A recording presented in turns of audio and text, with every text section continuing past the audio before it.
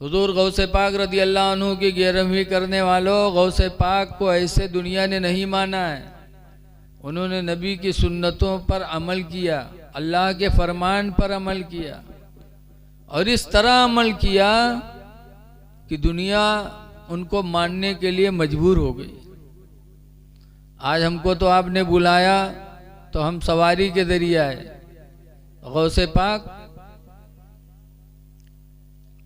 उनके ज़माने में एक शहर में एक ईसाई पहुंचा और ईसाई ने मुसलमानों से पूछा कलमा क्या है तुम्हारा।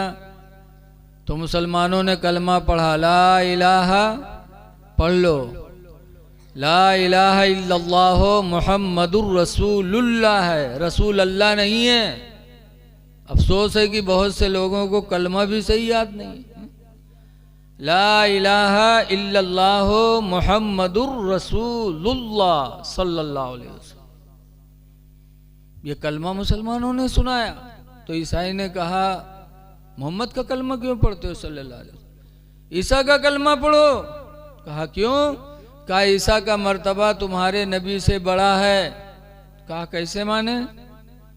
तब ईसाई ने कुरान की आयत पढ़ी थी कि तुम्हारे कुरान करीम ही में है ईसा अलैहिस्सलाम के बारे में कि ईसा अलैहिस्सलाम कहा करते थे इन्नी उबरीउलक महावल अबरस वोहिल मौता बिइज़्निल्लाह। ईसा अलैहिस्सलाम कहा करते थे इन्नी उबरीउलक महा, बेशक मैं मादरजाद अंधे को शिफा देता हूँ, वल अबरसा और कोढ़ी को, व उहयिल मौता और मुर्दे को जिंदा करता हूँ, बिइज़्निल्लाह अल्लाह के हुक्म से।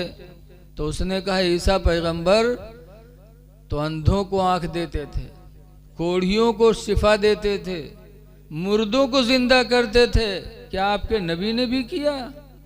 तुम्हारे कुरान ही में है कि ईसा एक काम करते थे और तुम्हारे नबी के बारे में कहीं लिखा हो कि तुम्हारे नबी मोहम्मद सल्लल्लाहु अलैहि वसल्लम ने मुर्दों को जिंदा किया हो, किसी अंधे को आंख दिया हो, किसी कोढ़ी को ठीक किया हो?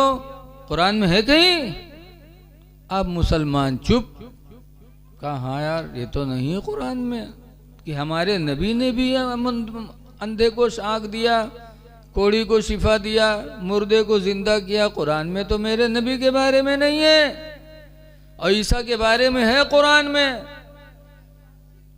तो वहाँ के मुसलमान बदल गए, कहा सही कहते हो, मर्तबा ईसा ही का बड़ा है, मोहम्मद सल्लल्लाहु अलैहि वसल्लम का बड़ा। बोलो तो निहा नहीं करो यार, मेरी बात समझ में आ रही कि नहीं आ रही? तुम लोग चुप हो जाओ बिटिया, ये जहाँ रही हैं कच की है जरूर, अल्लाह जाने इनके मुंह में का होगा। ये जहाँ बैठी हैं खामोश न बैठी, वो तो वैसे है जैसे तीन आदमी झगड़ा करत रहे आपस में। एक मुसाफिर पहुंचा, कहीं काहे लड़त हो यार तुम लोग? कहीं एक मामले में हम तीनों लड़ रहे हैं। कहा क्या मामला है बताओ? लड़ो ना बताओ, हो सकता है मेरे समझ में आए बता दूं। तो तीनों ने कहा मामला यह है कि हम तीनों का दावा है कि सबसे बड़े झूठे हम हैं। ये कहता हम बड़े झूठे, ये कहता हम कहता मैं सबसे बड़ा झूठा हूँ। इसी का झगड़ा है। तो मुसाफिर ने कहा इसे नहीं, तुम लोग अपना अपना झूठ बताओ, फिर मैं फैसला कर दूंगा तुम में सबसे बड़ा झूठा कौन है। तो एक से पूछा तुम कोई झूठ बोलो। तो उसने कहा आज मैंने देखा कि एक चील एक हाथी को पंजे में दबाए उड़ती जा रही थी। तो उसने कहा हो सकता है कि चील कोई मुर्गी का बच्चा दबाए जा रहा हो और ये ऐचा तानी की वजह से उसका हाथी समझ ली सो, जो कि आँखें ऐचा तानी होते एक कदू देखा था कि नहीं देखा था। तो कहा ये कोई बड़ा झूठ नहीं, ऐसा हो सकता है। दूसरे से कहा तुम बताओ। तो कहा आज मैं जमीन का सैर करते करते आसमान पे पहुंचा और आसमान से फिर वापस आया। तो उसने कहा यह भी कोई बड़ा झूठ नहीं है, हो सकता है तुमने ख्वाब देखा हो, उसी को हकीकत समझ के बयान कर दिया, ऐसा भी हो सकता है तुमने ख्वाब देखा हो, कोई झूठ नहीं। तिसरके से पूछा तुम अपना झूठ बताओ। तो तिसरके ने कहा आज मैंने देखा कि 10-5 औरतें एक जगह बैठी थीं और बिल्कुल चुपचाप थी, कुछ बोल ही नहीं रही थी। कहा सबसे बड़े झूठे तुम हो, सबसे बड़ा झूठ यही। ऐसा कहाँ हो सकता है कि मेहरुए बैठे हो बोले ही ना। बोलना उनकी आदत में दाखिल है।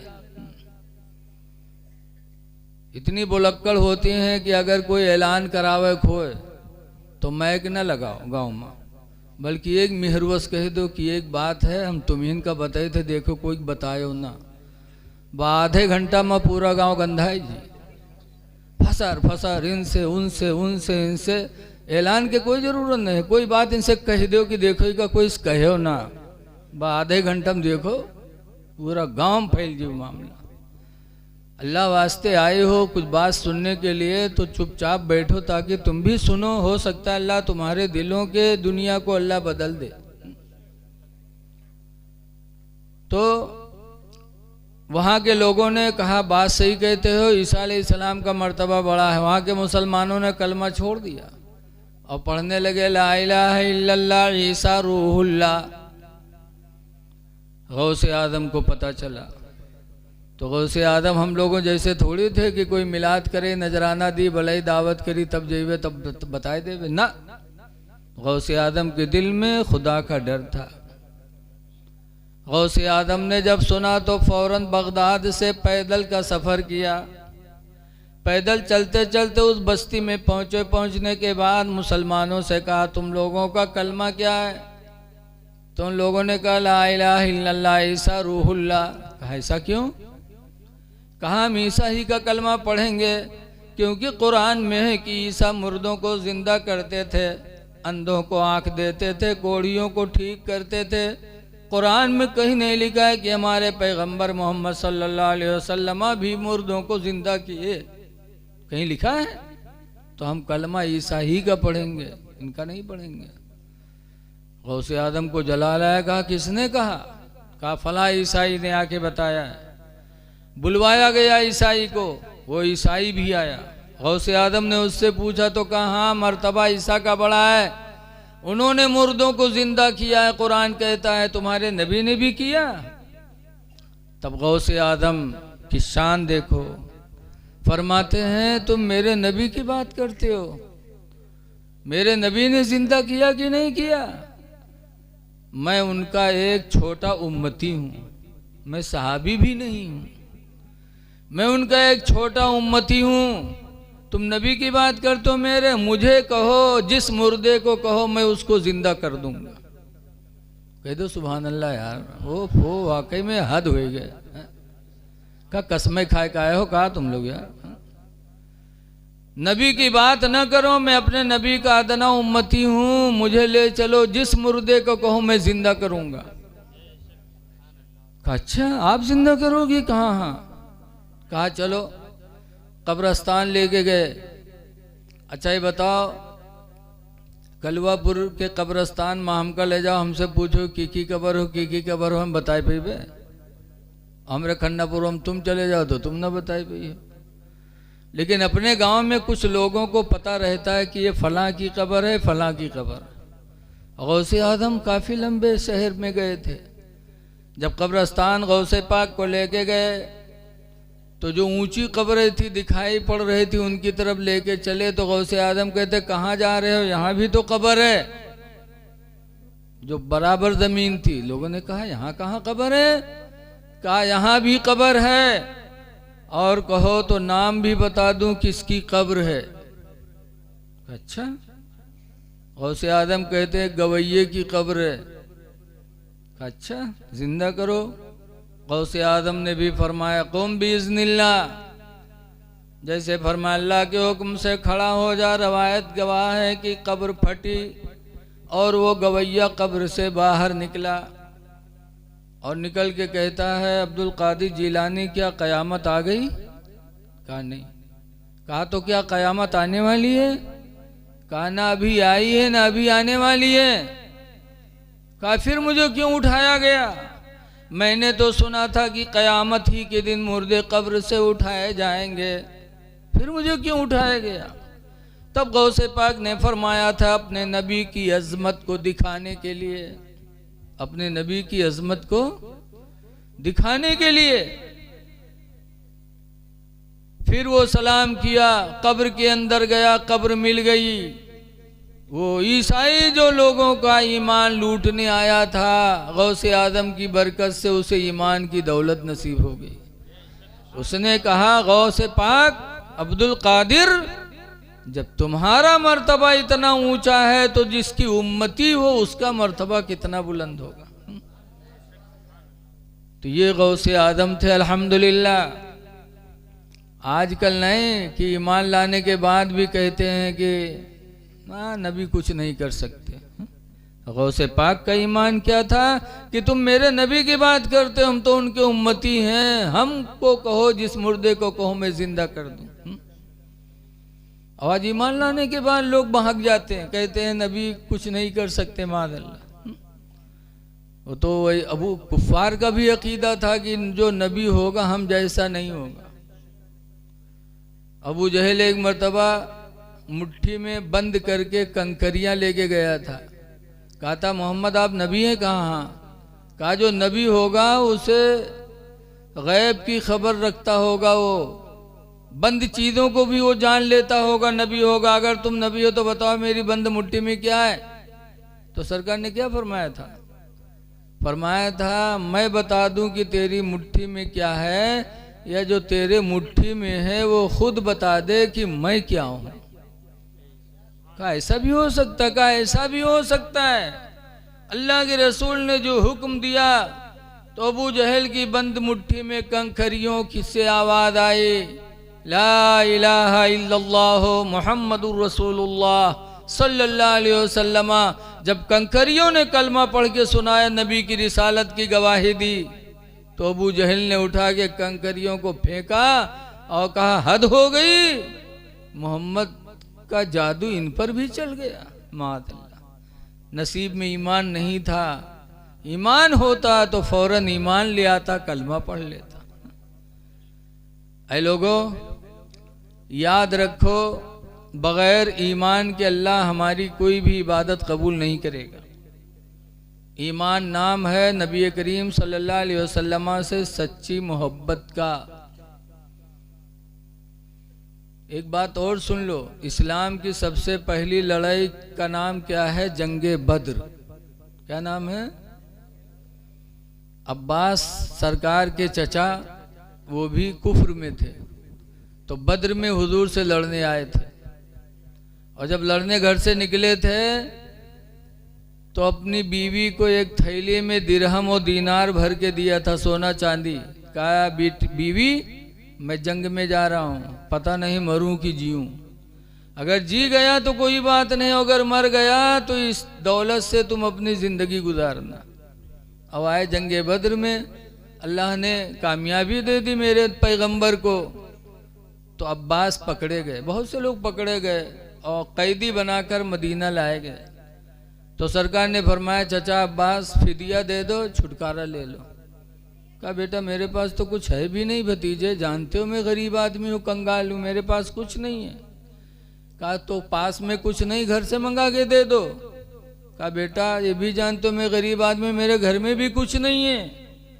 तो हुजूर ने फरमाया चचा अभी तो तुम दिरहमो दीनार सोना चांदी की थैली भरी हुई अपनी बीवी को देकर आए थे, वो थैली क्या हुई? उस जमाने में कोई इंटरनेट थोड़ो रहा है, न मोबाइल था। अब्बास सुन करके कांपने लगे कि रात की तारीकी में हमने अपनी बीवी को थैली दिया था और ये मदीने में रह कर के सब कुछ बता रहे हैं, मेरी बीवी के सिवा कोई नहीं जानता, लेकिन मदीने में रहकर इन्हें सब चीज़ों की खबर है। तो हजरत अब्बास ने कहा था मोहम्मद खुदा की कसम ये बात किसी को मैंने बताई नहीं, तुम मदीने में बैठकर खबर दे रहे हो। खुदा की कसम नबी वही होगा जो गैब की खबरें बताएगा। मैं गवाही देता हूँ अशहदु अल्ला इलाहा इल्लल्लाह, मैं गवाही देता हूँ कि अल्लाह के सिवा कोई इबादत के लायक नहीं, व अन्ना मुहम्मदन अब्दुहु व रसूलुहु, और मैं गवाही देता हूँ कि मोहम्मद अल्लाह के बंदे और उनके रसूल हैं। हजरत अब्बास ने नबी का इल्म गैब देखा तो ईमान ले आए। ये सुनकर हजरत अब्बास पर राशा हुआ तारे, ये सुनकर हजरत अब्बास पर राशा हुआ तारे, कि पैगंबर तो रखता है दिलों की भी खबरदारी। इसलिए लोगों ईमान रखो। बरेली शरीफ में एक अल्लाह वाले थे जिनका नाम था धोखा शाह। क्या नाम था उनका? धोखा शाह। बड़े बुजुर्ग थे वो। एक दफा बरेली के कुछ लड़के, इम्तिहान होने वाला था तो पहुंचे, कहा हजरत दुआ कर दो हम सब पास हो जाएं। तो धोखा शाह ने कहा जाओ तुम सब पास हो जाओगे। खुशी खुशी वो लोग चले गए। अपने साथियों को बताया तो उनके कुछ साथी फिर आए उनके पास, तो कहने लगे हजरत हम लोगों का भी इम्तिहान होने वाला है, दुआ कर दो हम लोग पास हो जाएं। तो उन्होंने कहा जाओ तुम सब फेल हो जाओगे। तो रोए लगे लड़के, कहीं हम लोग कौन बिगाड़े रहे हैं जो आप हमको बद्दुआ कर रहे हो। अभी हमारे साथी आए थे तो आपने कहा पास हो जाओगे, हम लोग आए तो आप कहते हो कि फेल हो जाओगे। तुम सब रोने लगे। तब धोखा शाह करीब आए और कहने लगे रो नहीं, मेरा नाम है धोखा, मैं उल्टा काम करता हूँ। जिनको कहा है पास हो जाओगे वो सब फेल हो जाएंगे, और तुमको कहा है फेल हो जाओगे तुम सब पास हो जाओगे। मेरा नाम है धोखा। तो बच्चन का कुछ तसल्ली हुई। इम्तिहान हुआ, इम्तिहान के बाद नतीजा निकला तो पता चला कि जिनको पास कहा था फेल हो गए, जिनको फेल कहा था पास हो गए। वो धोखा शाह बुजुर्ग एक दफ़ा आला हजरत के पास आए। कहा मौलाना अहमद रज़ा बताओ क्या तुम्हारे नबी की हुकूमत ज़मीन पर भी है? हमारे तुम्हारे पैगंबर की हुकूमत क्या ज़मीन के भी वो हाकिम है? आला हजरत ने फरमाया हाँ, अल्लाह ने मेरे नबी को पूरी कायनात पर हुकूमत दे के भेजा है, ज़मीन के भी हाकिम है। धोखा शाह ने कहा कैसे मानूं? वो आला हजरत को झला लाया पठाने। कहा सुन, मेरे पैगंबर ज़मीन के भी हाकिम है, आसमान के भी हाकिम है। ये जैसे जलाल में खड़े हुए आला हजरत फरमाए सुन ले। वह धोखा शाह सरपट भगे। जब भगे तो आला हजरत के एक ही लड़के थे मुफ्ती आजम उस वक्त, तो छत पे खेल रहे थे, वह धम से नीचे गिर गए। जब नीचे गिरे तो आला हजरत की बीवी नाराज होने लगी, कहने लगी जब आपको देखो तो आपको जलाल आ जाता है। वो बरेली के बुजुर्ग थे, आपने गुस्से से कहा देखो अल्लाह ताला को अच्छा न लगा मेरे बच्चे को छत से गिरा दिया। तो आला हजरत उठाने नहीं गए, फरमाया गिराया जरूर है मेरा बेटा, लेकिन ज़मीन ने मेरे बेटे को तकलीफ नहीं दी। जब उठाया गया मुफ्ती आजम को तो हकीकत में कोई तकलीफ नहीं पहुंची थी। ये देख ही रहे थे मुफ्ती आजम को कि धोखा सा फिर आ गया। अब आने के बाद कहते हैं मौलाना अहमद रज़ा खुदा की कसम मेरा ईमान हो गया कि मेरे नबी की हुकूमत ज़मीन पर भी है, कि मेरे मसले को अल्लाह साबित करने के लिए तुम्हारे बेटे को ज़मीन पे गिरा दिया छत से, और गिरा और ज़मीन ने चोट नहीं लगाया। इसका मतलब कि अल्लाह ने हमें दिखाना चाहा कि सुन ले मेरे महबूब की हुकूमत ज़मीन पर भी। तो ऐ लोगों, आसमान पर भी मेरे नबी की हुकूमत, जैसे कि हज़रत हलीमा सादिया जब हुजूर मक्का में पैदा हुए। आजकल बड़ा इख्तलाफ है, कोई कहा था 12 के पैदा नहीं भे रहा है, कोई कहते कबू पैदा हुए रहा है। तारीखें कई तरह की हैं। एक तारीख में है कि 9 रबीउल अव्वल को सरकार पैदा हुए, एक तारीख में कि 8 को पैदा हुए, लेकिन सही तारीख जो जमहूर है यानी अक्सर उम्मत का कौल है वो ये है कि सरकार 12 रबीउल अव्वल को सुबह सादिक के वक्त पैदा हुई। लेकिन बहुत से जाहिल कहा था उनके अम्मा पढ़े लिखे नहीं रहे, वो तारीख लिख नहीं पाए। लागत ही वो सहित मौजूद रहा, ये लिखना है तारीख। अरे जब उनकी माँ नहीं लिख पाए तो तुम मौजूद थे कि तुम्हारे बाप दादा मौजूद थे। ऐसे ही इमाम हसन को जब जहर दिया गया तो जहर देने वाले का नाम इमाम हुसैन ने पूछा था, भाईजान आपको जहर किसने दिया? कहा खून की उल्टी हो रही थी, तड़प रहे थे इमाम हसन। पूछा भाईजान क्या हुआ? कहा मुझे किसी ने जहर दे दिया। तो कहा किसने जहर दिया? कहा नाम पूछ के क्या करोगे? कहा मैं बदला लूंगा आपका। तो इमाम हसन ने कहा था हुसैन तुम्हें बदला लेने की ज़रूरत नहीं है, मैंने अपना मामला खुदा के हवाले कर दिया, तुमसे बेहतर बदला लेने वाला मेरा रब है। इमाम हसन ने नाम नहीं बताया। और बाद में यहाँ पता नहीं को जान गवा कहला कि उनकी बीवी जहर धीस रहा है। बताओ घर वालों को पता नहीं, दूर दराज वाले का पता होगा। वही हाल आज है। कहते हैं माँ आमना नहीं पढ़ी लिखी नहीं थी, वो लिख नहीं पाई, तो वो लिख नहीं पाई तो तुम कैसे जान गए भाई? इसलिए इख्तलाफ उम्मत में नहीं होना चाहिए। तो सरकार जब पैदा हुए हलीमा के घर गए तो हलीमा का खुद बयान है कि सरकार